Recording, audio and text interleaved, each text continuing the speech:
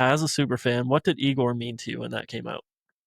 Well, it was especially special to me at that time because I had just gone through a breakup three Yeah, days so before the timely. album came out. Mhm. So it really was perfect for that time.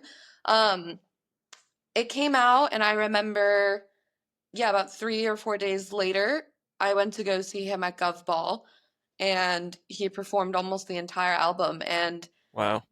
I just remember I was with my dad, and he was like, "Didn't this album come out 3 days ago?" And I was like, "Yeah." And he was like, "Everyone's singing all the words." And I was like, "Yeah, Yeah, we've all yeah, listened to it 100 times already. exactly." And so I think in that moment, it was clear just how powerful and lasting that album was going to be. It was an energy unlike anything that I had seen, especially for a Tyler release. Mhm. Um, and I think it hit so hard because I think Tyler did a beautiful thing on it. I think he took a very universal experience and wrapped it in not only this package that's universal and so relatable, but that is engaging and unique and different. He's telling this story about a three-way relationship, triangle gone awry Mm. between himself, a woman, and a man. So it's like a very kind of like interesting story and a non-conventional story. And even with that story maybe not being unique to everyone, the feelings and the lyrics and the thought that he put into it, I think, is something that just really resonated with people on such a deep level, including myself. And I just really feel like on that album, he perfectly captures every stage of grief, relationship grief, like through each song, which I think is such a unique way of storytelling.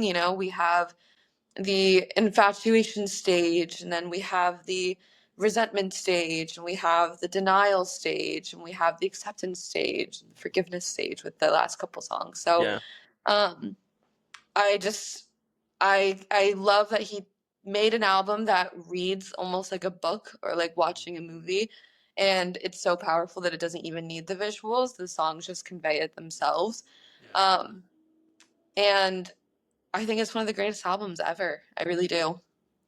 Yeah, it's like it's a huge, huge album. And his storytelling, like you said, everything you said, it was so powerful. I was gonna ask, but I would assume your answer already because you think it's one of the best albums ever. I was gonna say, is it one of the best breakup albums ever? And I would assume you Easy, say yes. easy, Yeah. easy. Yes, yes. I recommend it to everyone that comments on my videos and says like, "I need an album for a breakup." Immediately, Igor. Like, Yeah, yeah.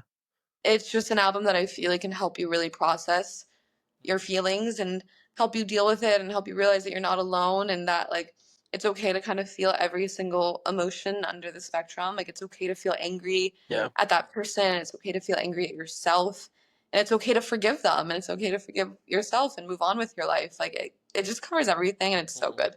Yeah.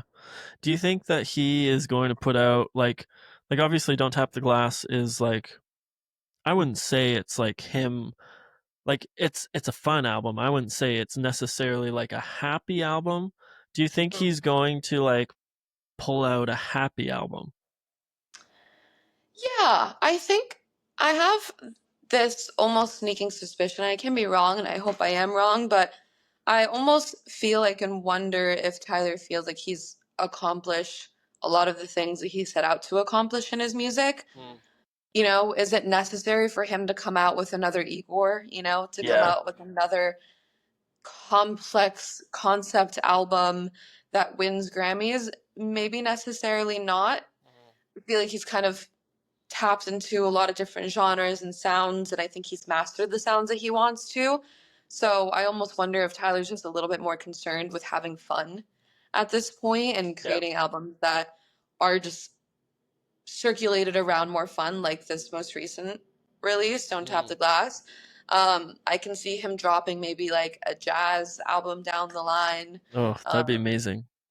it would be. I could see him dropping something just like very strictly R&B. Mm.